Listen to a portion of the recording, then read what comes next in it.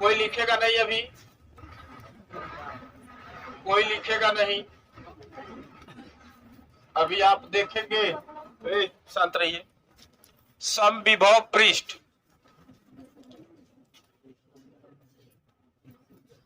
Equipotential surface,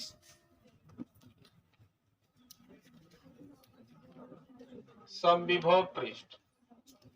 अच्छा देखिएगा, सुनिए, नाम, इसका नाम देखिए लिखा है समविभव पृष्ठ। नाम से स्पष्ट है कि वह पृष्ठ जिसका विभव क्या हो, समान, ठीक ना। डिफिनीशन इसका बोलते हैं तो कहते हैं कि वैद्युत क्षेत्र में लिया गया वह पृष्ठ, जैसे मान लीजिए यहाँ एक समान वैद्युत क्षेत्र है और इसके अंदर आप कोई पृष्ठ लेते हैं, जैसे मान लीजिए कोई भी अनियमित आकार का हमने पृष्ठ ले लिया और इस पृष्ठ के प्रत्येक बिंदु पर वैद्युत विभव का मान क्या रहे, एक समान रहे, बराबर रहे, तो इस सरफेस को, इस पृष्ठ को समविभव पृष्ठ कहते हैं। डिफिनीशन कहते हैं तो इसका बोलते हैं तो कहेंगे कि एक समान वैद्युत क्षेत्र में या वैद्युत क्षेत्र में लिया गया वह पृष्ठ जिस पर स्थित सभी बिंदुओं पर, वैद्युत क्षेत्र में लिया गया वह पृष्ठ जिस पर स्थित सभी बिंदुओं पर वैद्युत विभव एक समान हो, तो उस पृष्ठ को समविभव पृष्ठ कहते हैं। बात समझ रहे हैं।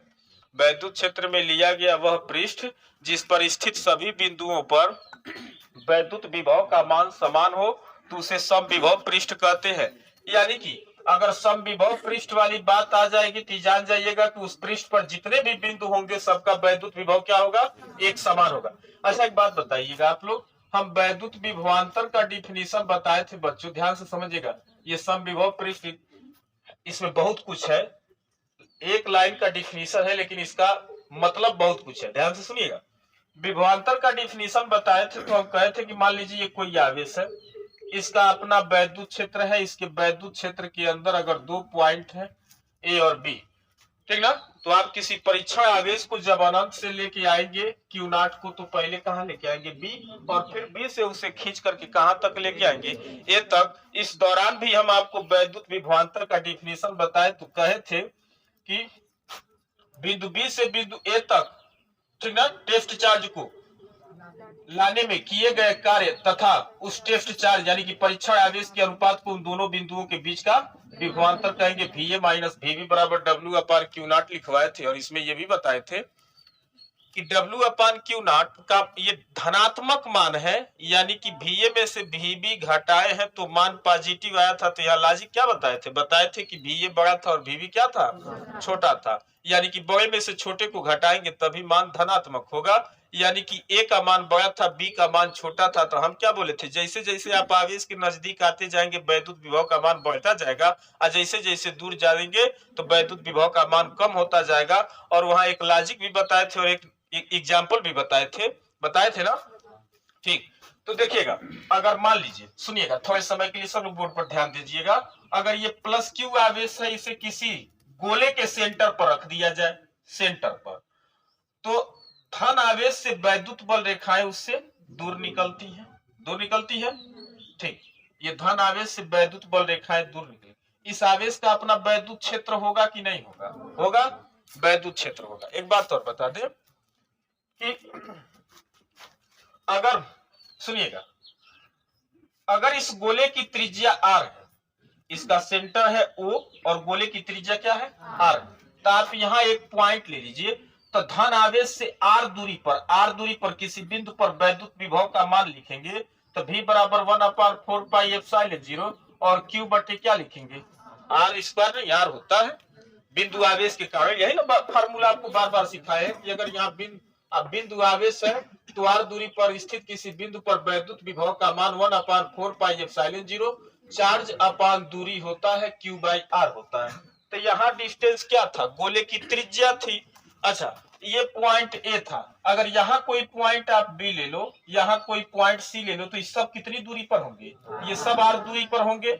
चार्ज वही है, अगर इसे VA मानते हैं तभी बी पर निकालेंगे तब वो 1/4πε0 और Q बटे क्या निकल के सी पर निकालेंगे तब भी सी पर विभव 1/4πε0 कितना आएगा, Q/r आर ही होगा, यानी कि सरफेस के प्रत्येक बिंदु पर वैद्युत विभव का मान क्या होगा, समान होगा। तो इस पृष्ठ को यानी कि जो ये आप खोखला गोला या खोखला फुटबॉल लिए हैं, उसके सेंटर पर आप धन आवेश रखे हैं, तो उस धन आवेश के कारण उस फुटबॉल के बाहरी पृष्ठ के प्रत्येक बिंदु पर वैद्युत विभव का मान क्या होगा, एक समान होगा। सही बात है। समान क्यों होगा, क्योंकि सेंटर पर चार्ज Q था और पृष्ठ पर सभी बिंदुओं का दूरी चार्ज से कितना होगा, कैपिटल R के बराबर। तो हर परिस्थिति में Q/R आएगा, यानी कि हम कह सकते हैं कि ये जो सरफेस आपको बोर्ड पर दिखाया गया है, ये कैसा पृष्ठ है, ये समविभव पृष्ठ है। समविभव वैद्युत क्षेत्र में लिया गया वह पृष्ठ जिस पर स्थित सभी बिंदुओं पर वैद्युत विभव का मान समान हो, तो ऐसे पृष्ठ को समविभव पृष्ठ कहेंगे। एक बात और सुनिएगा, अभी आपको पता है कि वैद्युत विभवांतर VA minus VB equal to W/Q0 होता है। थोड़े समय के लिए आप यहाँ एक परीक्षण आवेश लेके आइए पॉइंट ए पर, बहुत लॉजिक वाली बात है, ध्यान से सुनिएगा। ए पर आप परीक्षण आवेश को लेके आए हैं, इसे खींच करके बी पर लेके जाइए। ठीक, तो जब खींच के लेके जाएंगे तो कुछ वर्क करेंगे, तो वर्क का मान निकालेंगे, तो इसी फार्मूले को लगाएंगे पॉइंट ए से पॉइंट बी तक। अच्छा, एक बात पता है आपको, VA और VB दोनों का मान आपस में क्या है, बराबर। सेम से सेम घटाएंगे तो मान क्या हो जाएगा, 0 इक्वल टू W/Q0। W का मान निकालेंगे तो क्या हो जाएगा, मतलब जब सब जगह विभव समान है तो किसी भी दो बिंदुओं के बीच का विभवांतर क्या हो जाएगा, 0। विभवांतर जब समान है, ठीक ना। देखिए हम क्या बोले, अगर यमो 10 वोल्ट है, यमो 10 वोल्ट है, तो दोनों बिंदुओं के बीच का विभवांतर यानी कि विभव का अंतर कितना आएगा, 10 में से 10 घटाएंगे तो 0 आएगा। बात समझ रहे हैं। तो कहीं भी समविभव पृष्ठ के किन्हीं भी दो बिंदुओं के बीच का विभवांतर निकालेंगे तो हमेशा क्या आएगा, 0। और विभवांतर 0 हो जाने से वर्क भी क्या हो गया, 0 हो गया। यानी कि एक लॉजिक निकल के आया। क्या लॉजिक है, ध्यान से सुनिएगा। आप कहेंगे कि समविभव पृष्ठ पर एक बिंदु से दूसरे बिंदु तक किसी चार्ज को ले जाने में किया गया कार्य हमेशा क्या होगा, 0 होगा। W इक्वल टू क्या होगा, 0।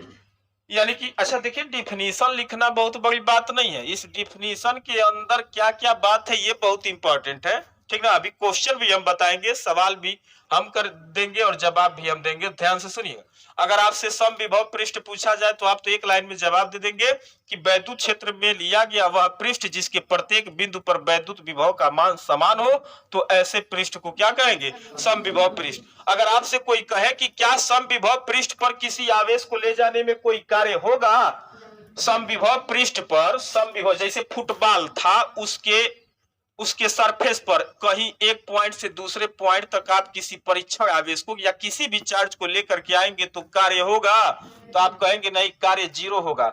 सवाल पूछा जाएगा कि वर्क 0 क्यों होगा, तो आप कहेंगे कि जब समविभव पृष्ठ पर हर जगह विभव का मान समान है, तो जब हम परीक्षण आवेश को या किसी भी आवेश को एक बिंदु से दूसरे बिंदु तक खींच के लेके जाएंगे तो विभवांतर 0 हो जाएगा, और विभवांतर 0 होने के नाते वर्क भी क्या हो जाएगा, 0 हो जाएगा। सही बात है। अच्छा, ये एक लॉजिक निकल के आया। अभी देखिएगा, सुनिए, बहुत ध्यान से सुनेंगे, आप फुल कंसंट्रेशन में रहेंगे, हमारी बात सुनिएगा। 11th में पढ़ाए हम वर्क पावर एनर्जी। अगर ये m द्रव्यमान की कोई वस्तु है, फोर्स इधर लगा रहे हैं, उधर ही विस्थापन है, बल और विस्थापन सदिश राशियां हैं। जब दो सदिश राशियां एक ही दिशा में रहती हैं, ठीक ना, तो इनके बीच का कोण 0 हो जाता है। अच्छा, एक बात बताएं, वर्क निकालने के लिए W बराबर FS cos थीटा का यूज किया जाता है, ये मेन फार्मूला होता है। ठीक, अब देखिए, बल इधर है, विस्थापन भी इधर है, थीटा का मान 0 हो जाएगा, थीटा का मान 0 रखेंगे, cos 0 का मान 1 हो जाएगा, तब आप W बराबर क्या लिखेंगे, F × S लिखेंगे।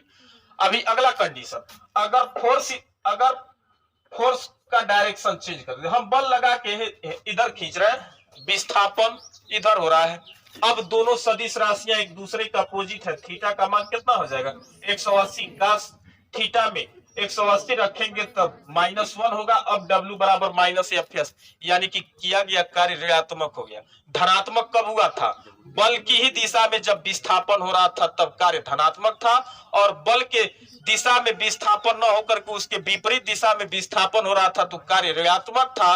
और यदि और क्या, अगर मान लीजिए विस्थापन आगे हो रहा है और फोर्स ऊपर लग जाए, अब दोनों के बीच का एंगल 90 डिग्री होगा और cos 90 का मान 0, यानी कि वर्क डन क्या हो जाएगा 0। और 11th में आपको एक एग्जांपल दिया जाता है कि प्लेटफॉर्म पर अगर कुली आपके बोझ को लेकर के चलता है, ठीक ना, तो वो कोई वर्क नहीं करता है, वह कोई वर्क नहीं करता। अगर ये बोझ लेकर के चल रहा है अपने सर पे, तो बोझ यानी कि जो भी उसके पास सूटकेस वगैरह होगा जो सर पे रखता है, तो सूटकेस के पास द्रव्यमान होगा।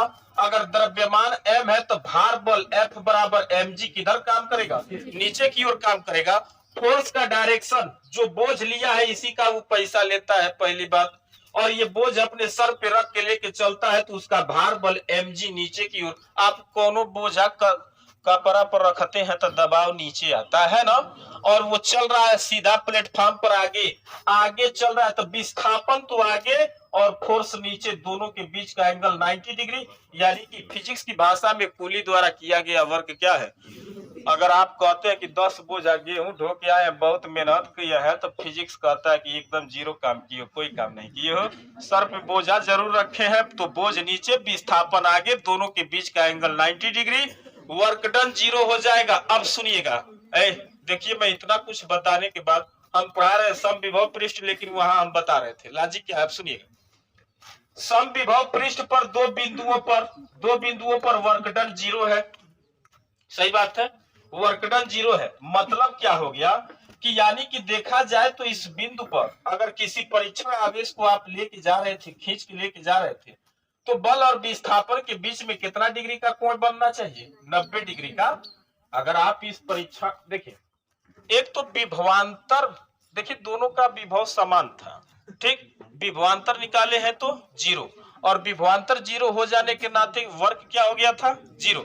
लेकिन एक लॉजिक और हम बता रहे हैं, सुनिएगा, ए से बी तक आप परीक्षण आवेश या किसी आवेश को लेके गए हैं, बोर्ड पर ध्यान दीजिए, ए से बी तक आप किसी आवेश को खींच के लेके गए हैं तो वर्क 0 आया।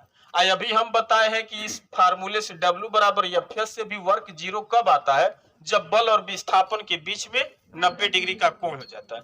यानी कि अगर देखा जाए तो अगर ये परीक्षण आवेश इधर चल रहा था, यानी कि विस्थापन इसका इधर था, तो इस पर लगने वाला फोर्स उसके विस्थापन के अभिलंबवत यानी कि 90 डिग्री होना चाहिए। अच्छा, अब सुनिएगा आप लोग, ये धनावेश था। उसके बाद यहां जो आप आवेश लीजिए, आवेश जो भी लिया गया है, मान लीजिए परीक्षण आवेश था, तो ये इसको प्रतिकर्षित करके दूर भगाएगा, और आप इसको खींच करके किधर ले जाएंगे, आगे लेके जाएंगे। तो ये वैद्युत बल और विस्थापन के बीच का एंगल कितना होना चाहिए, 90 डिग्री होना चाहिए। यानी कि ये कहा जाता है, सुनिए, ये कहा जाता है कि समविभव पृष्ठ पर जो भी वैद्युत बल रेखाएं पृष्ठ से बाहर निकलती हैं, वो वैद्युत बल रेखाएं हमेशा पृष्ठ से कितना डिग्री के एंगल पे बाहर निकलती है, 90 डिग्री के एंगल पे बाहर निकलती है। बहुत इंपॉर्टेंट है, और जेईई मेन और एडवांस नीट में भी ये फिगर द्वारा क्वेश्चन पूछता है। फिगर एगो बनाते हैं, कह दिया है कि समविभव पृष्ठ है, बात समझिएगा, समविभव पृष्ठ है ये, और वैद्युत बल, अच्छा एक अंदरमा एगो धन आवेश है। अब इससे वैद्युत बल रेखाएं निकल रही हैं, तो वैद्युत बल रेखाएं ऐसे निकल रही हैं, तो क्या इस पृष्ठ को आप समविभव पृष्ठ कह सकते हैं, नहीं। अगर यही ऐसे बना हो प्लस आवेश, और ये एकदम परफेक्ट लगे आपको कि ये 90 डिग्री का एंगल पर ये निकल रही है वैद्युत बल रेखाएं, तो इस पृष्ठ को आप क्या कह सकते हैं, समविभव पृष्ठ।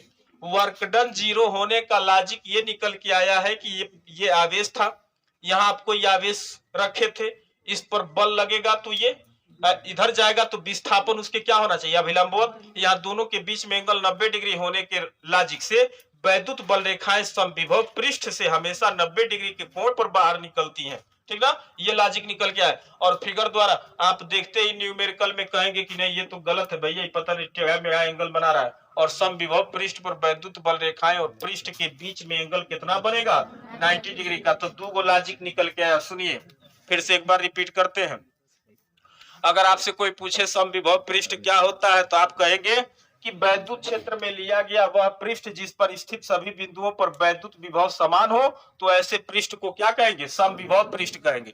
दूसरा नंबर क्या कहेंगे कि समविभव पृष्ठ के किसी भी दो बिंदुओं पर किसी आवेश को ले जाने में किया गया कार्य जीरो होता है। जीरो क्यों होता है?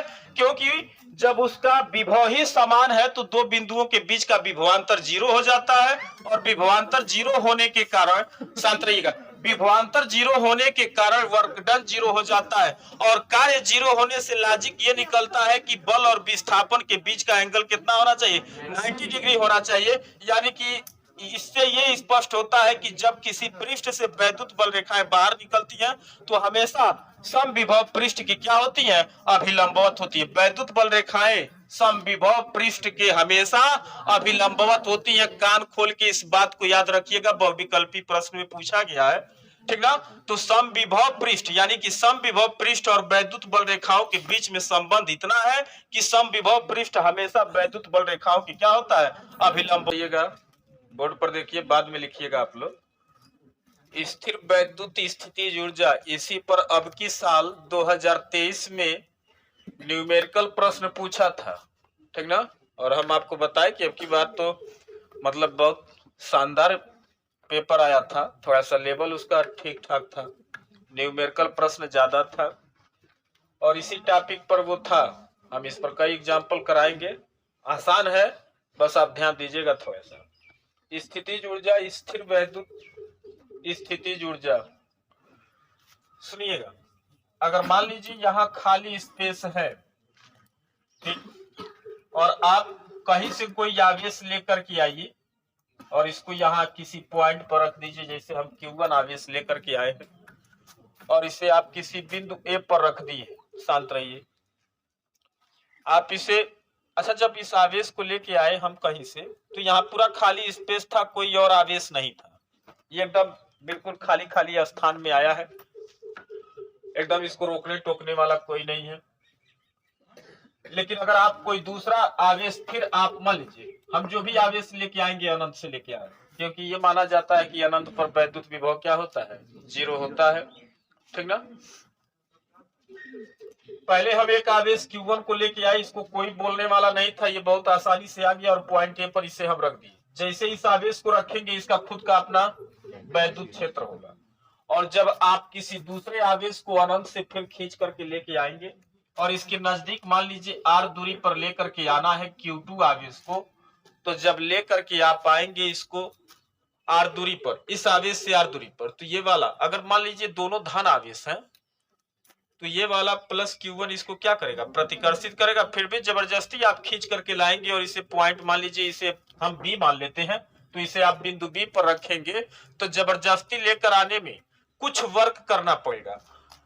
कार्य देखिए, किया गया कार्य ही स्थितिज ऊर्जा होता है, स्थितिज ऊर्जा होता है, और किया गया कार्य वर्क ही गतिज ऊर्जा होता है, ठीक। कार्य ही स्थितिज ऊर्जा होता है, कार्य ही गतिज ऊर्जा होता है, और ऊर्जा की कभी हानि नहीं होती है, ऊर्जा का केवल रूप बदलता है, ठीक ना। ऊर्जा की कभी हानि नहीं होती है।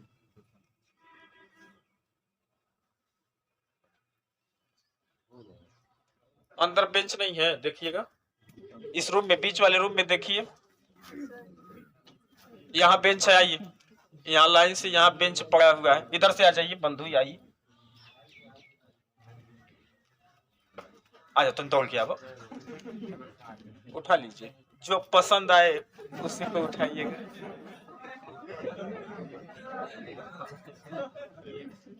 मोगी वोगी बच्चा लिए लो, ये बच्चा देखिए, नहीं ऐसा नहीं है, ऐसे ही चढ़ा देते हैं आप। मैं बोलता कुछ नहीं हूँ लेकिन फिर भी कह देते हैं, देखा मास्टर में मजा ले लिया। तब उमंग चौरसिया, आइए, बेंच यहाँ है, लेके जाइए फटाफट, हो गया, दादी ये बैठ गए, ठीक।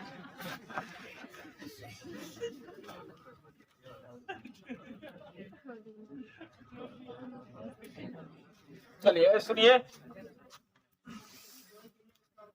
कब बजे आवत तल मिलना जुलना छोड़ दो, पढ़ाई पर ध्यान दो, टाइम से आया करो। आदत बिगाड़ के बैठे हो तुम लोग। हम बोलना नहीं चाहते लेकिन तुम ही लोग बुलवाते हो, क्या करें हम। चलिए कोई बात नहीं, सुनिएगा। एकदम अब ध्यान दीजिए। पहले एकदम देखिए, अगर मान लीजिए आपको अकेले रेस में दौड़ा दिया जाए, ठीक ना, तो अब मान लीजिए 2 किलोमीटर का दौड़ पूरा करना है, तो चाहे पैदल दौड़िए या चाहे खूब तेज दौड़िए, जब आप अकेले फील्ड में है तो कोई रोकने टोकने वाला है नहीं, तो मजा आ जाएगा, आप एनी टाइम पास है। सही बात है। तो पहले यहाँ एकदम खाली स्पेस था, हमने अनंत से एक Q1 चार्ज को पकड़ के लेके आया और यहाँ हमने इसे रखा। जब इसे हम रख रहे थे तो पूरा जगह खाली था, इसको रोकने टोकने वाला नहीं था, कोई एकदम मस्ती में था। लेकिन जब ये आ गया तो इसका खुद का अपना एक वैद्युत क्षेत्र उत्पन्न होगा। फिर हम दूसरे आवेश को लेकर के आएंगे तो ये वाला उसको क्या करेगा, प्रतिकर्षित करेगा। जैसे इसका अपना खुद का वैद्युत क्षेत्र होगा और उसके वैद्युत क्षेत्र के अंदर आप इसको लेकर के आएंगे, ठीक ना, तो ये वाला इसको प्रतिकर्षित करेगा या आकर्षित करेगा। आकर्षण अथवा प्रतिकर्षण के विरुद्ध कुछ वर्क करना पड़ता है, कुछ कार्य करना पड़ता है, और वह कार्य ही इस आवेश के सिस्टम में देखा जाए तो ये दो आवेशों से मिलकर के एक सिस्टम बन गया, एक निकाय बन गया। यानी कि अगर आपसे कहा जाए कि दो आवेशों का एक सिस्टम बनाइए, तो आप जब आवेशों का सिस्टम बनाएंगे तो कुछ वर्क करेंगे, कुछ कार्य करेंगे, वह कार्य ही इस निकाय में, इस सिस्टम में स्थितिज ऊर्जा के रूप में संचित हो जाता है। किया गया कार्य ही स्थितिज ऊर्जा होता है, किया गया कार्य ही गतिज ऊर्जा होता है। आप इतने समझदार है, देखिए आप इसको जबरदस्ती ना समझिए, प्रैक्टिकली समझिए। अगर है प्लस Q1 आवेश था, जब हम, अच्छा देखिए, मुझे दो आवेशों का एक सिस्टम बनाना है, बात समझिए ऐसे। तो हम अनंत से मान लीजिए एक आवेश Q1 को लाके पॉइंट ए पर रख लिए है। जब हम इसको लेके आए तो इसको माने बोलने वाला या आकर्षित प्रतिकर्षित करने वाला कोई नहीं था, बहुत आसानी से आ गया। जैसे इसको आप रखेंगे तुरंत इसका अपना वैद्युत क्षेत्र हो जाएगा।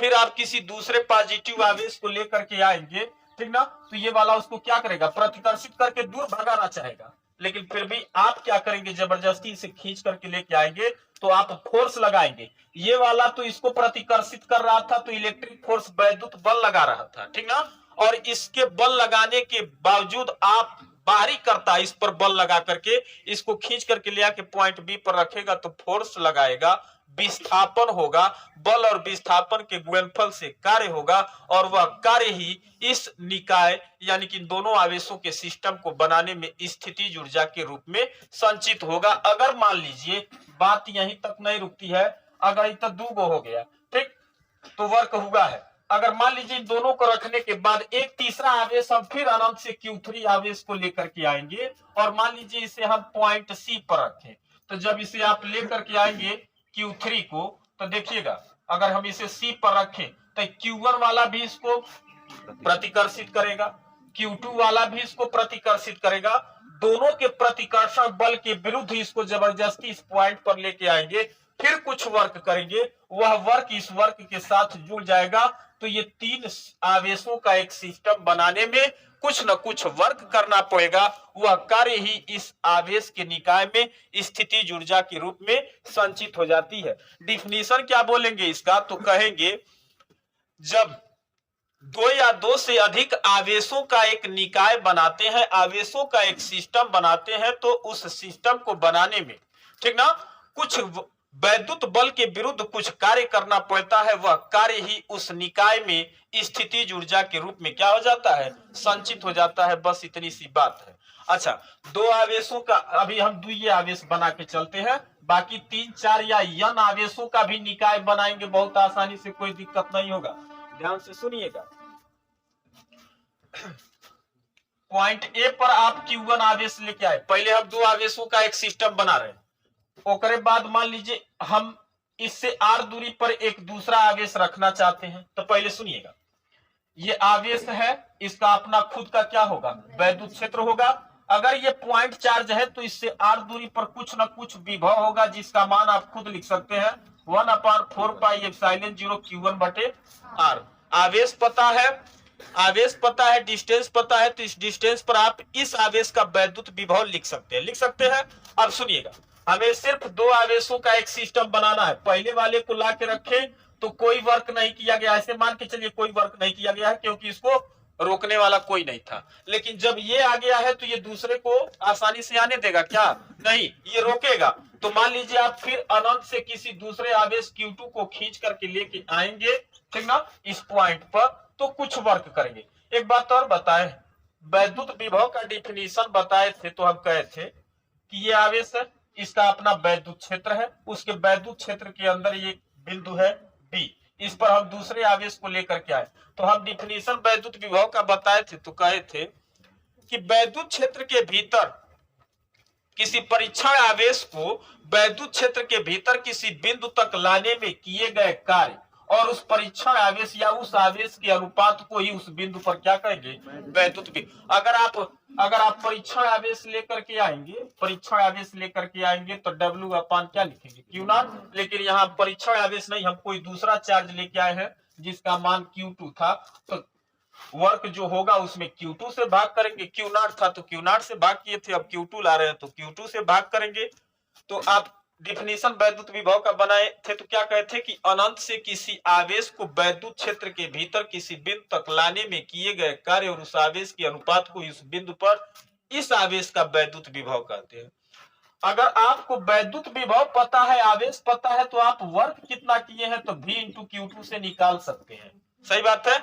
और इस V का मान उठा के आप यहां रख देंगे तो W बराबर 1/4 पाई एप्सिलॉन 0, सिर्फ Q2 का इसके साथ गुणा कर देंगे तो Q1 Q2 डिवाइड बाई क्या हो जाएगा? R। यानी कि दो आवेशों के एक सिस्टम की हम रचना किए हैं जो एक दूसरे से कितनी दूरी पर थे। तो इस स्थिति में हमने कुछ वर्क किया है, यह वर्क ही उस निकाय में स्थितिज ऊर्जा के रूप में संचित हो जाता है और इसको कैपिटल U से प्रदर्शित करते हैं। बात क्लियर हुआ? पहले एक आवेश को ला के रख दिया, इसका अपना वैद्युत क्षेत्र होगा, इसका खुद का इस पॉइंट पर कुछ न कुछ वैद्युत विभव होगा जिसका मान हम निकाल लिए। फिर हम अनंत से एक दूसरे आवेश को, क्योंकि हमें इस आवेश का एक सिस्टम बनाना था, तो हम दूसरे आवेश Q2 को लेकर के आएंगे तो कुछ वर्क करेंगे। अगर वह वर्क हमको पता चल जाएगा तो वह वर्क ही इस सिस्टम में, ठीक ना, स्थितिज ऊर्जा के रूप में कन्वर्ट हो जाता है। फिर से अब डिफिनीशन बता दें आपको वैद्युत स्थितिज ऊर्जा का, तो कहेंगे कि दो अथवा दो से अधिक आवेशों के निकाय की रचना करने में, ठीक ना, कुछ वैद्युत बल के विरुद्ध कुछ कार्य करना पड़ता है, वह कार्य ही उस निकाय में स्थितिज ऊर्जा के रूप में संचित हो जाता है। जैसे एग्जाम्पल समझ लीजिए, इसको एग्जाम्पल ही मान के चले तो आप कहेंगे कि मुझे मान लीजिए दो आवेश Q1 और Q2 एक दूसरे से r दूरी पर रख करके एक सिस्टम, आवेश का एक सिस्टम बनाना है, इस सिस्टम की रचना करनी है। तो हम क्या करेंगे, सबसे पहले हम Q1 आवेश को लेकर के आएंगे। Q1 आवेश आया था तो यहाँ कोई नहीं था तो बहुत आसानी से आ गया। अब इसके आने के बाद जब Q2 को लेके आएंगे तो Q2 आसानी से नहीं आएगा, ये पहले जो Q1 आया था उसको क्या करेगा, रोकेगा। फिर भी आप जबरदस्ती ला करके इस r दूरी पर उसको रखेंगे तो कुछ वर्क करेंगे, वह वर्क ही इस सिस्टम में स्थितिज ऊर्जा के रूप में क्या हो जाएगा, कन्वर्ट हो जाएगा या संचित हो जाएगा। यानी कि U बराबर 1/4 पाई एप्सिलॉन 0 और Q1 Q2 डिवाइड बाई क्या लिखेंगे, R लिखेंगे। मतलब दो आवेश Q1 व Q2 का एक सिस्टम बनाया गया था जो दोनों एक दूसरे से कितनी दूरी पर थे, r दूरी पर थे। अगर ये हवा या निर्वात में थे तो 1/4 पाई एप्सिलॉन 0, ये तो कांस्टेंट है, यानी कि स्थितिज ऊर्जा का मान निकल गया। तो एक लॉजिक समझ में आ गया कि देखा जाए तो विभव केवल एक आवेश के लिए लिखा जाता है। सही बात है। और स्थितिज ऊर्जा कभी एक आवेश के लिए नहीं हो सकता है, कम से कम दो आवेश होने ही चाहिए, या दो से अधिक हो जाए तो और बेटर है। लेकिन एक आवेश का कभी भी स्थितिज ऊर्जा नहीं होगा, लेकिन एक आवेश का वैद्युत विभव जरूर होगा। तो एक आवेश का वैद्युत विभव होगा लेकिन स्थितिज ऊर्जा तो कम से कम दो आवेशों का ही होगा। अब सुनिए, देखिएगा, अगर ये तो दो आवेशों के निकाय का हमने रचना करके स्थितिज ऊर्जा निकाल लिया, अगर तीन निकाय, जैसे एक समबाहु त्रिभुज है या कोई त्रिभुज है, ये मान लीजिए Q1 आवेश है, ध्यान दीजिएगा बात नहीं, ये Q2 ये Q3, ठीक, ये दोनों आवेश Q1 और Q2 के बीच की दूरी R12 लिखते हैं, 1 2, यानी कि Q1 और Q2 के बीच की दूरी है। ये Q1 और Q3 है तो इसे R13 मान ले, और ये Q2 और Q3 है तो इसे R23 मान लो। सही है। पहले दोनों आवेशों के बीच का डिस्टेंस, ये पहले और तीसरे आवेश के बीच का डिस्टेंस, और ये तीसरे और दूसरे के बीच का डिस्टेंस। स्थितिज ऊर्जा लिखेंगे तो ध्यान से देखिएगा, अगर थोड़े समय के लिए मान लीजिए ये तीनों प्लस है, स्थितिज ऊर्जा ऊर्जा अदिश राशि होती है। बंधुओं ध्यान से सुनिएगा, ऊर्जा जो होती है अदिश राशि होती है, और अदिश राशियों का जब भी हम गुणा या जोड़ करते हैं तो ये बिल्कुल साधारण बीजगणित द्वारा हम इसका योग करते हैं, ठीक ना, साधारण योग करते हैं। लेकिन अगर ये सदिश राशि रहता तो सदिश राशियों को बहुत आसानी से आप नहीं जोड़ पाएंगे, उसके लिए आप सदिश विधि का उपयोग करेंगे। लेकिन ऊर्जा जो होती है अदिश राशि होती है, स्थितिज ऊर्जा अदिश राशि है। अगर चार्ज मान लीजिए, यहाँ सुनिएगा, अगर ये प्लस Q1 था, ये माइनस Q2 है, तो ये वो प्लस रखेंगे, वो माइनस रखेंगे, प्लस माइनस का गुणा कर देंगे तो आगे क्या आ जाएगा, माइनस आ जाएगा, क्योंकि अदिश राशियों को प्लस माइनस चिन्ह के साथ लिखते हैं, ठीक ना। तो अभी तो यहाँ हम प्लस मान के चल रहे थे। अभी देखिएगा, हमें इस तीनों निकाय के स्थितिज ऊर्जा ज्ञात करना है। तो सुनिए, आप ऐसे सोच सकते हैं, मेरी तरह सोचिए, आप कहेंगे पहले हम Q1 को लाए होंगे, Q1 आया था, इस स्पेस में खाली था, कोई इसको रोकने वाला नहीं था, आराम से Q1 आके बैठ गया। उसके बाद हम Q2 को लेके आए होंगे तो Q1 उसका विरोध कर रहा होगा, ठीक ना, फिर भी जबरदस्ती हम उसको इस दूरी पर ला करके बैठाए हैं तो कुछ वर्क करेंगे, और वह वर्क ही इन दोनों आवेशों में स्थितिज ऊर्जा के रूप में कन्वर्ट होगा। फिर तीसरे आवेश Q3 को लेके आएंगे तो इसको पहल का और दूसर का दोनों प्रतिकर्षित करेगा या आकर्षित करेगा, फिर उनके आकर्षण अथवा प्रतिकर्षण बल के विरुद्ध हम कुछ वर्क करेंगे, वह वर्क भी इन्हीं में क्या हो जाएगा, ऐड हो जाएगा, स्थितिज ऊर्जा के रूप में जुड़ जाएगा, ठीक ना। तो किया गया कार्य ही स्थितिज ऊर्जा होगा इस निकाय के सिस्टम की रचना करने में। अभी हम इसकी स्थितिज ऊर्जा लिख रहे हैं, पहले इन दोनों आवेशों को लिखेंगे तो देखिएगा टेक्निक 1/4 पाई एप्सिलॉन 0, इन दोनों आवेशों का गुणनफल Q1 Q2, इनके बीच का डिस्टेंस R12, अदिश राशि है, प्लस करेंगे, उसके बाद इन दोनों का काम खत्म। अब इन दोनों को ले लेते हैं तो लिखेंगे 1/4 पाई एप्सिलॉन 0, ये तो पूरा लिखना पड़ेगा, और एक आवेश Q1 था और दूसर का Q3, इनके बीच का डिस्टेंस R13 था, अभी प्लस, फिर लिखेंगे 1/4 पाई एप्सिलॉन 0, लिखेंगे 1/4 पाई एप्सिलॉन 0, और कौन कौन, Q2 और Q3, इनके बीच का डिस्टेंस आपको पता है R23। अब इनके अलावा और कोई आवेश बचा है क्या जिनका दोनों का आपस में कॉम्बिनेशन न लिया गया हो, बचा है नहीं। अभी इसके अलावा और हम आगे बढ़ते हैं, ध्यान से देखिएगा, यही प्रश्न आया था, लेकिन फर्क क्या था कि इसमें आवेश थोड़े से अलग थे। अब की बार 2023 बोर्ड में यही क्वेश्चन आया था, सिर्फ एक लाइन का सलूशन था, ये सिर्फ एक लाइन का सलूशन था, लेकिन जिसके वर्क में नहीं है, जिसके प्रैक्टिस में नहीं है, उसी के लिए बहुत जटिल हो जाएगा। और जटिल लग रहा है क्या आपको? अभी 2 को लिखे, 2 के बाद हम 3 गो आवेश रख के लिखे, अभी हम चौथा आवेश रख के लिखते हैं। देखिएगा, अगर मान लीजिए ये वर्ग है या आयत है, जो भी है, ये Q1 Q2 Q3 Q4 4 आवेश हैं, इनके बीच का डिस्टेंस मान लेते हैं R12 है, R23 है, R34 है, R14 है। अभी इन दोनों के बीच का भी डिस्टेंस होगा, इसको R13 मानेंगे, इन दोनों के बीच का भी डिस्टेंस होगा R42 मानेंगे। अब देखिएगा, चौथे और दूसरे के बीच का दूरी, सबका डिस्टेंस लिख दी। स्थितिज ऊर्जा लिखेंगे U बराबर, तो आप देखिएगा कैसे लिखेंगे, 1/4 पाई एप्सिलॉन 0, पहले इन दोनों आवेशों का गुणनफल लिखेंगे, इनके बीच का डिस्टेंस लिखेंगे, फिर इन दोनों का काम खत्म, लाइन बाय लाइन चलते चलिए। उसके बाद 1/4 पाई एप्सिलॉन 0 Q2 Q3 लिखेंगे, इनके बीच का distance R23 plus 1/4 pi epsilon 0, यहां से यहां, फिर ये दोनों, फिर इन दोनों को शामिल करेंगे तो क्या लिखेंगे, Q3 Q4 और डिवाइड बाय इनके बीच का डिस्टेंस, प्लस इनका हो गया, इनका हो गया, ये भी हो गया। अभी इसका लिखेंगे तो लिखेंगे 1/4 पाई एप्सिलॉन 0 और Q4 Q1 बटे R14 लिखेंगे। अभी बचा हुआ है प्लस, सुनिए, इन दोनों का लिखे, इसका लिखे, फिर इसका लिखे, और फिर इसका भी लिख दिए। अब क्या बचा हुआ दिखाई दे रहा है, ये दोनों दिख रहे हैं क्या, तो लिखेंगे, तो क्या लिखेंगे 1/4 पाई एप्सिलॉन 0 और Q1 Q3 divide by R13 plus इन दोनों के अलावा और कोई बचा दिख रहा है, ये वाला Q2 और Q4 अभी बाकी है, तो 1/4 पाई एप्सिलॉन 0 Q2 Q4 और इनके बीच का डिस्टेंस R24 या R42 जो भी लिख सकते हैं, ठीक ना। अब कोई बच गया क्या, कोई कॉम्बिनेशन बच गया नहीं। इसके अलावा अगर मान लीजिए एक आवेश और रहता तो उसके लिए भी यही प्रोसेस होगा, ठीक ना।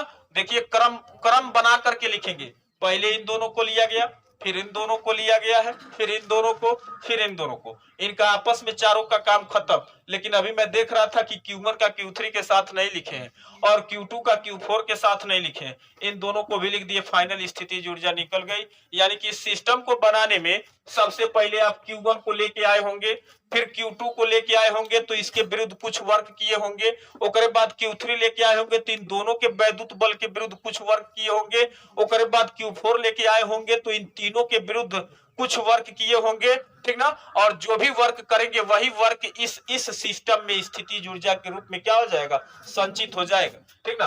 तो देखिए यही क्वेश्चन पूछा था, फर्क क्या था कि अगर प्लस लिखेगा तो आप प्लस लेंगे, अगर ये माइनस हो जाता -Q2, अभी तुरंत लिख रहे हैं -Q2 हो जाएगा तो आप यहाँ माइनस रखेंगे, और कहाँ Q2 दिख रहा है, ये -Q2, अब ये प्लस माइनस का गुणा कर देंगे तो ये क्या हो जाएगा, माइनस बाहर निकाल देंगे, प्लस माइनस का गुणा करेंगे तो माइनस हो जाएगा, इस माइनस को बाहर निकाल देंगे, हो गया स्थिति ऊर्जा। बात समझ में आया। तो आप कहेंगे एक अथवा एक से अधिक आवेशों के निकाय की रचना करने में वैद्युत बल के विरुद्ध जो वर्क किया जाता है, जो कार्य किया जाता है, वह कार्य ही उस निकाय में स्थिति ऊर्जा के रूप में संचित हो जाता है, ठीक ना। और सबसे इंपॉर्टेंट तो पहले आप दो आवेशों के बीच का निकालेंगे। आप एक बार और बता दे रहे हैं, Q1 आवेश को लेके आए पॉइंट ए पर, कोई वर्क नहीं था, अभी जैसे ही इससे r दूरी पर आप एक सिस्टम बना रहे हैं, दूसरे आवेश Q2 को लेकर के आएंगे तो कुछ वर्क करेंगे, ठीक ना।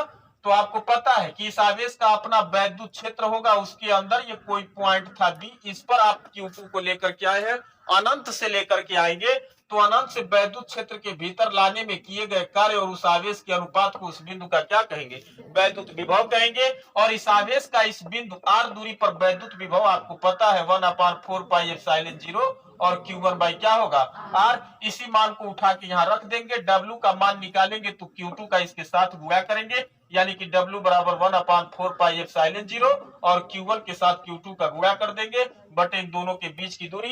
यह किया गया कार्य स्थिति ऊर्जा के रूप में कन्वर्ट होगा, W को U से चेंज कर देंगे, हो गई स्थिति ऊर्जा। बात समझ में आया। तो देखिए यही न्यूमेरिकल 2023 में पूछा हुआ था, लेकिन किसी बच्चे का सॉल्व नहीं हुआ था और हमने इस पर बहुत वर्क कराया था, ठीक ना। ये तो तीनियों को पूछा था, हम 4 को अभी तत्काल आपको बता दिए, अभी 5वां हम आपको बताएंगे, 6वां क्या बताना है, कुछ नहीं, यही प्रोसेस चलते चले जाएगा। देखना है आवेशों का कम से कम। अच्छा एक बात, तो स्थिति ऊर्जा में ध्यान रहे कि दो आवेशों का गुणनफल होता है, ठीक ना। तो दो आवेशों का कॉम्बिनेशन बनाएंगे, इसका इसके साथ, इसका इसके साथ, फिर इसका इसके साथ, वही कॉम्बिनेशन यहाँ बनाया गया है, ठीक ना। चारों का आपस में बन गया, उसके बावजूद भी देख रहे थे अभी Q1 का Q3 के साथ बाकी था और Q2 का Q4 के साथ बाकी था, ठीक ना। ये एक वर्ग है,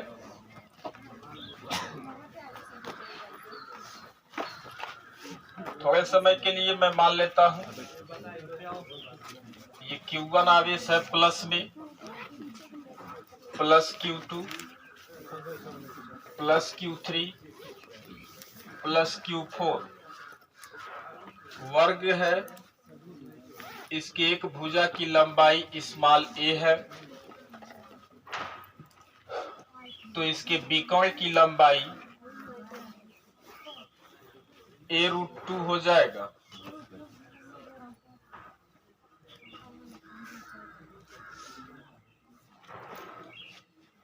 ये वर्ग है, वर्ग के एक भुजा की लंबाई a है, तो सभी भुजाओं की लंबाई समान होगी और स्मॉल a के बराबर होगा। जब भुजा a है तो इस वर्ग का जो विकर्ण होगा, दोनों विकर्ण की लंबाई a√2 के बराबर हो जाएगी। अब इन चार आवेशों से मिलकर के ये सिस्टम बना हुआ है, यह निकाय बना हुआ है। इस निकाय की स्थितिज ऊर्जा, ठीक ना, पोटेंशियल एनर्जी निकालेंगे तो तरीका आपको बताए, ध्यान से देखिएगा। U बराबर 1/4πε0, पहले इन दोनों को लेंगे Q1 Q2 डिवाइड बाई इनके बीच का डिस्टेंस A रहेगा प्लस 1/4πε0 Q2 होगा, फिर Q3 और डिवाइड बाई इनके बीच का डिस्टेंस प्लस 1/4πε0 Q3 और Q4, फिर इनके बीच का डिस्टेंस A प्लस इन दोनों का हो गया, इन दोनों का हो गया। अब इसको लेते हैं, Q3 Q4 भी हो गया, ये 1/4πε0 और ये Q4 into Q1 divide by A होगा प्लस इनका आपस में सबका स्थितिज ऊर्जा लिख लिए। अब इन दोनों का लिखेंगे तो लिखते हैं 1/4πε0 Q1 Q3 divide by A√2 plus इन दोनों का अभी बचा हुआ है, लिखेंगे 1/4πε0 Q2 Q4 divide by A√2 होगा। यही टोटल पोटेंशियल एनर्जी होगी। घुमा करके आप सबको मिला करके लिखते चलेंगे, किसी भी आवेश को आप छोड़ेंगे नहीं, ठीक ना, कोई आवेश का कॉम्बिनेशन छूटना नहीं चाहिए। इन दोनों को पहले लिखा, फिर इन दोनों के बीच की स्थितिज ऊर्जा लिखा, फिर इनके बीच, फिर इनके बीच। अभी देख रहे थे कि इन दोनों के बीच बचा हुआ था तो इनके बीच का भी लिखे, और ये वाला दोनों बचा हुआ था तो उसको भी लिखे, और टोटल आप ऐड करेंगे, जो भी इसका यूनिट होगा वो क्या होगा, जूल होगा। ये होगा चार आवेशों से मिले हुए इस सिस्टम की ये पोटेंशियल एनर्जी हो गई, ठीक ना। एग्जाम्पल में लिख लीजिएगा, इसको नोट कर लीजिए। एक समान बाह्य वैद्युत क्षेत्र में, बाह्य वैद्युत क्षेत्र में द्विध्रुव को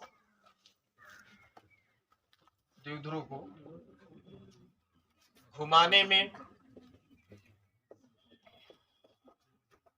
किया गया कार्य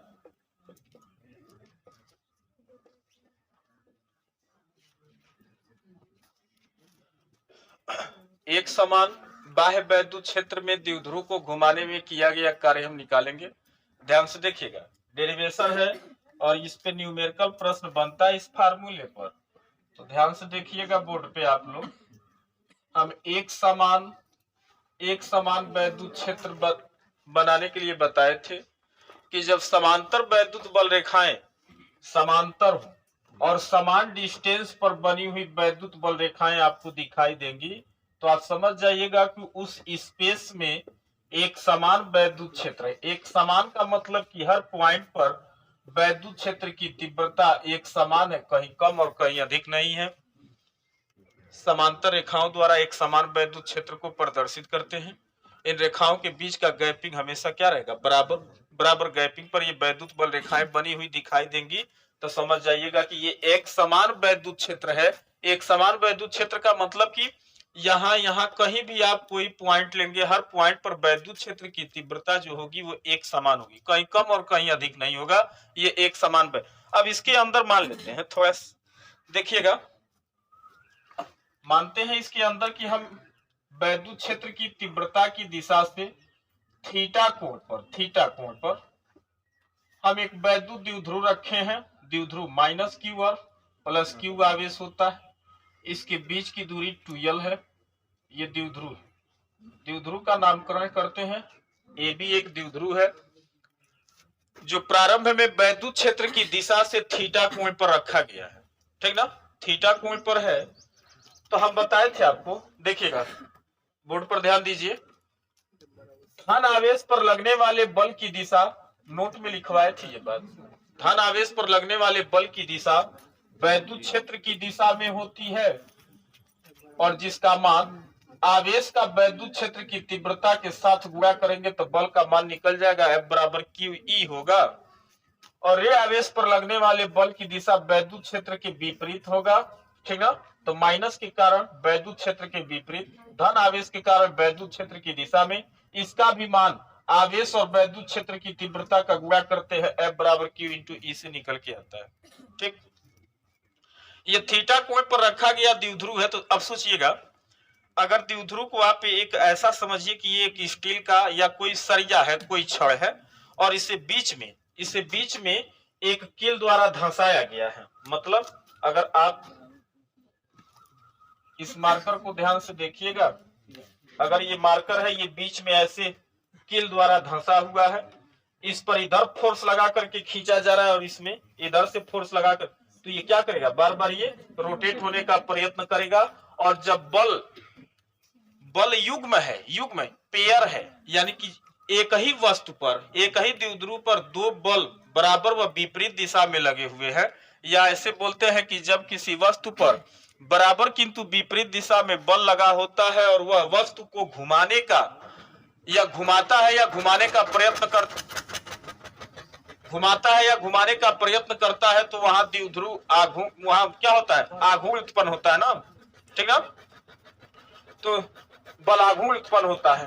तो मान लीजिए थीटा कोण पर था, ये वैद्युत द्विध्रुव थीटा कोण पर था, तो हम एक टॉपिक पढ़ाए थे पहले चैप्टर में। इस स्थिति में इस पर लगने वाला बल आघूर्ण टाउ बराबर पीई साइन थीटा होता है।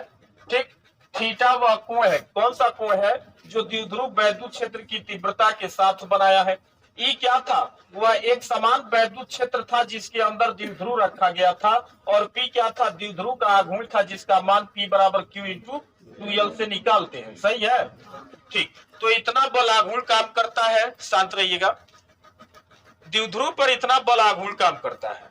हमें इसको क्या करना है, घुमाने में वर्क ज्ञात करना है। सुनिएगा, अगर मान लीजिए अभी ये थीटा कोण पर द्विध्रुव था, और जैसे जैसे आप इसको रोटेट करेंगे तो ये कोण थीटा का मान क्या होता जाएगा, बदलता जाएगा, बोले तो बढ़ता जाएगा। ठीक ना। और जब थीटा का मान बदलेगा तो टाउ का भी मान बदलेगा, यानी कि घुमाने पर जब द्विध्रुव को घुमाएंगे तो कोण बदलेगा, और कोण के बदलने पर टाउ यानी कि बल आघूर्ण का मान बदलेगा। यानी कि ये देखा जाए तो एक प्रकार से परिवर्ती बल आघूर्ण। हम बताए थे आपको कि परिवर्ती बल द्वारा जब आप वर्क निकालते हैं तो समाकलन का उपयोग करते हैं। समाकलन लगा करके, ठीक ना, इंटीग्रेशन द्वारा आप किया गया कार्य निकालते हैं। कब, जब परिवर्ती बल होता है तब। यहाँ अच्छा एक बात तो सुनिएगा, देखिए ध्यान से समझेंगे नहीं तो जटिलता बढ़ जाएगी। सुनिए, अगर मान लीजिए यहाँ कोई वस्तु हम रखते हैं, थोड़े समय के लिए मान के चलिएगा, इस पर हम फोर्स लगाए और फोर्स लगा करके इसको खींच रहे हैं, तो ये कुछ विस्थापन हुआ। ठीक, तो बल और विस्थापन का आप गुणा करते हैं F.S, तो वर्क निकल के आता है। ठीक ना, कार्य कैसे निकलता है, बल और विस्थापन के गुणनफल से। एक बात तो, जिधर फोर्स लगाते हैं उधर ये का विस्थापन लेते हैं, तब दोनों का गुणा करते हैं तो किया गया कार्य निकलता है। तो ये तो बल के द्वारा किया गया कार्य था, यहाँ बल आघूर्ण है। ठीक है, बल आघूर्ण द्वारा कार्य ज्ञात करने के लिए W बराबर, जब बल नहीं बल आघूर्ण यानी कि टाउ लेंगे तब विस्थापन नहीं कोणीय विस्थापन थीटा लिया जाता है। यहाँ खींच रहे थे, यहाँ वस्तु को फोर्स लगा के खींच रहे थे तो डिस्प्लेसमेंट हो रहा था, और यहाँ वस्तु को बल आघूर्ण द्वारा घुमाएंगे तो कोण में कोणीय विस्थापन होगा। यहाँ सिर्फ रेखीय विस्थापन था, यहाँ कोणीय विस्थापन था। यहाँ फोर्स लगा करके विस्थापन किए हैं तो बल गुणे विस्थापन से कार्य निकलेगा, और यहाँ बल आघूर्ण लगा करके कोणीय विस्थापन करेंगे तो वर्क निकालने के लिए बल आघूर्ण गुणे कोणीय विस्थापन का मान लिखेंगे। यानी कि यहाँ विस्थापन की जगह पर हम थीटा कितना घुमाना, मान के चलिए कि पहले ये थीटा कोण पर था तो इतना बल आघूर्ण लग रहा था, और जैसे इसको आप रोटेट करेंगे थीटा का मान बदलेगा, बल आघूर्ण परिवर्ती हो जाएगा। तो जैसे यहाँ आप परिवर्ती बल द्वारा किया गया कार्य ज्ञात करने के लिए समाकलन लगाते थे, वैसे यहाँ परिवर्ती बल आघूर्ण द्वारा कार्य ज्ञात करने के लिए भी समाकलन का उपयोग करेंगे। आ रही बात समझ में? ठीक, तो देखिएगा यहाँ लिखते हैं हम इसको,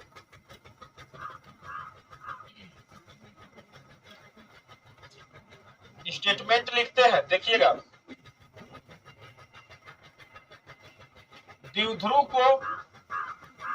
को अल्प कोण डी थीटा घुमाने में डी थीटा घुमाने में किया गया कार्य निकालेंगे, किया गया कार्य। जब बहुत अल्प इसको घुमाएंगे, बहुत थोड़ा सा कोणीय विस्थापन, मात्र कितना, डी थीटा। जैसे वहां हम क्या करते थे, वहां आप एक अल्प डिस्टेंस लेते थे dx और ये मान के चलते थे कि इनके बीच में हर जगह बल कांस्टेंट होता है। वैसे आप छोटा सा कोण डी थीटा घुमाएंगे तो थीटा का मान इतना कम परिवर्तित हो रहा है कि टाउ का मान में कोई परिवर्तन नहीं होगा, ये कांस्टेंट माना जा सकता है थोड़े समय के लिए। तो जब कोई विस्थापन बहुत अल्प है तो वर्क भी बहुत अल्प होगा। और कैसे निकलेगा, तो हम बताएं अभी आपको कि बल आघूर्ण का आप किसके साथ, कोणीय विस्थापन के साथ गुणा करेंगे। बल आघूर्ण का मान हमको पहले से पता था, तो डी डब्ल्यू बराबर आप लिखेंगे पी साइन थीटा और इंटू क्या लिखेंगे, डी थीटा लिखेंगे, ठीक ना। और मान लीजिए कि हमको अभी इसमें अभी केवल डी थीटा कोण घुमाए, अभी मान लीजिए हमें इसे किसी और कोण तक घुमाना है, तो जब तक हम लिमिट नहीं लगाएंगे तब, अभी तो हम बस छोटा सा इसको, मान लीजिए ये द्विध्रुव यहां था, अभी इसको केवल छोटा सा एंगल घुमाए हैं मात्र डी थीटा, तब का वर्क निकाले। लेकिन मान लीजिए हमें और ज्यादा एंगल घुमाना होगा, तब वर्क कैसे निकलेगा, तो लिखते हैं, लिखेंगे द्विध्रुव को थीटा नॉट से थीटा कोण तक घुमाने में किया गया कार्य, उसको W मानेंगे, इंटीग्रेशन लगाएंगे। स्टार्ट कहां से किए थे, थीटा नॉट से, कहां तक घुमाएंगे, थीटा तक, और समाकलन का लिमिट लगा दिए और DW का मान रखेंगे PE साइन थीटा और इंटू डी थीटा लिखेंगे। वर्क थीटा नॉट से लेकर के थीटा तक, एक बात ध्यान से सुनिएगा, समाकलन करते हैं, समाकलन में जो कांस्टेंट होता है उसका समाकलन नहीं होता है। बोले तो वैद्युत द्विध्रुव का आघूर्ण फिक्स है, ये बदलेगा नहीं, पी ही रहेगा। एक समान जो बाह्य वैद्युत क्षेत्र लिया गया है वो भी फिक्स है, ये भी नहीं बदलने वाला है। तो इन दोनों को बाहर निकालेंगे, बदलेगा तो क्या बदलेगा, आप थीटा का मान इसमें बदलेगा, तो समाकलन सिर्फ इसी का होगा, sine theta into D theta. एक बात बता दे, फार्मूला लिखते हैं, integration sine theta into D theta रहता है तो इसका समाकलन माइनस कॉस थीटा होता है, और यहाँ अगर cos theta into D theta रहता तो उसका समाकलन साइन थीटा हो जाता है, ठीक ना। तो ये sine theta into D theta का समाकलन माइनस कॉस थीटा होता है। मिश्रा जी आए हैं, माइनस कॉस थीटा होता है कि कॉस थीटा होता है, माइनस, सही है, ठीक। लिखेंगे W बराबर PE और sine theta into D theta का समाकलन होगा तो वो माइनस कॉस थीटा होगा। एक बार आप अपर लिमिट रखेंगे और एक बार लोअर लिमिट रखेंगे, तो रखते हैं यही, लिखे W बराबर PE और माइनस, एक बार थीटा की जगह थीटा रखेंगे तो कॉस थीटा, माइनस को बाहर निकाल दें, और समाकलन में एक बार जब अपर लिमिट का मान रखते हैं फिर माइनस लगा करके लोअर लिमिट का मान रखेंगे तो लिखते हैं कॉस थीटा नॉट। माइनस का अगर आप अंदर गुणा करेंगे तो W बराबर PE और ब्रैकेट में ये माइनस वाला प्लस हो जाएगा, cos theta naught minus cos theta हो जाएगा। ये हो गया किया गया कार्य, इसमें विशेष कंडीशन बनेगा, सुनिए इधर ध्यान दीजिएगा आप लोग। जो मान निकाले हैं उस पर देखिए, W बराबर निकाले हैं PE cos theta naught minus cos theta, बात समझिएगा। आपको न्यूमेरिकल प्रश्न देगा तो कहेगा कि एक वैद्युत द्विध्रुव को एक समान वैद्युत क्षेत्र में वैद्युत क्षेत्र की दिशा से 30 डिग्री के कोण पे रखा गया है, 30 डिग्री के कोण पे रखा गया है, यानी कि थीटा नॉट का मान आपको 30 डिग्री देगा, और कहेगा कि ये 30 डिग्री के कोण पर रखने के बाद इसको आप वैद्युत क्षेत्र में 60 डिग्री कोण तक घुमाएंगे, यानी कि थीटा का मान कितना, 60 डिग्री। 30 डिग्री के कोण पे रख करके और 60 डिग्री के कोण तक घुमाएंगे तो थीटा नॉट का मान 30 डिग्री और थीटा का मान 60, यहाँ 30 और यहाँ 60 रखेंगे, cos 30 और cos 60 का मान निकाल लेंगे और P और E का मान रख देंगे तो आपको किया गया कार्य पता हो जाएगा। सही है। यानी कि जब न्यूमेरिकल प्रश्न में पढ़ते वक्त दो कोण दे दे, अभी कहे कि आपको मान के चलिए, अभी कहे कि 45 से 120 डिग्री तक घुमाने में किया गया कार्य ज्ञात कीजिए। कितना? 45 से 120। तो आप थीटा नॉट की जगह पे क्या रखेंगे? 45। कहां तक? 120 डिग्री तक। तो थीटा का मान क्या रखेंगे? 120 रखेंगे। तो 45 से 120 के बीच में कोण का मान यानी कि घुमाने में इसको किया गया कार्य निकल जाए। तो अगर आपको न्यूमेरिकल में दो एंगल देता है, दो एंगल, तो आप ध्यान देंगे किस एंगल से किस एंगल तक घुमाना है, यानी कि कहां से कहां तक घुमाना है, वही कोण आप रखेंगे। तो दो कोण देगा तब इस फार्मूले का यूज करेंगे। और मान लीजिए, सुनिएगा, हम एक कंडीशन बनाते हैं। यदि मान के चलिए कि थीटा नॉट इक्वल टू क्या हो जाए? 0 डिग्री हो जाए, यानी कि प्रारंभ में वैद्युत द्विध्रुव अगर है, इसको 0 बना दो, तुम इसको 0 बना दो, तो ये वैद्युत द्विध्रुव क्या हो जाएगा? एक समान वैद्युत क्षेत्र की दिशा में हो जाएगा। ऐसे देखिएगा, बहुत लॉजिक है, ध्यान से देखिएगा। ये एक समान वैद्युत क्षेत्र था, इसके अंदर द्विध्रुव वैद्युत क्षेत्र की दिशा में ही रख दिया गया है, -q + q, यानी कि वैद्युत क्षेत्र की दिशा, दो समांतर रेखाओं के बीच का एंगल क्या हो जाएगा? 0 डिग्री। अब कहेगा, अब न्यूमेरिकल प्रश्न में ऐसे कहेगा कि एक वैद्युत द्विध्रुव को वैद्युत क्षेत्र की दिशा से, यानी कि ये वाला कंडीशन बन जाएगा और कहेगा वैद्युत क्षेत्र की दिशा से 60 डिग्री कोण तक घुमाने में किया गया कार्य ज्ञात कीजिए।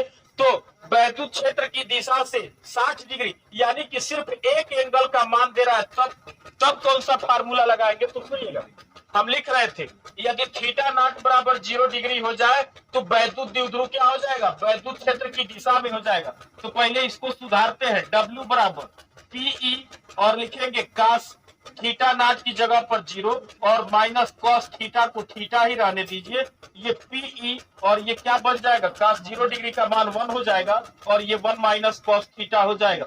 W का मान निकल गया। मतलब इस वाले फार्मूले का यूज तब करेंगे जब दो कोण देगा तब, और इस वाले फार्मूले का यूज तब करेंगे जब एक कोण देगा तब। दोनों को पूछने का तरीका फिर से रिपीट करते हैं, सुनिएगा।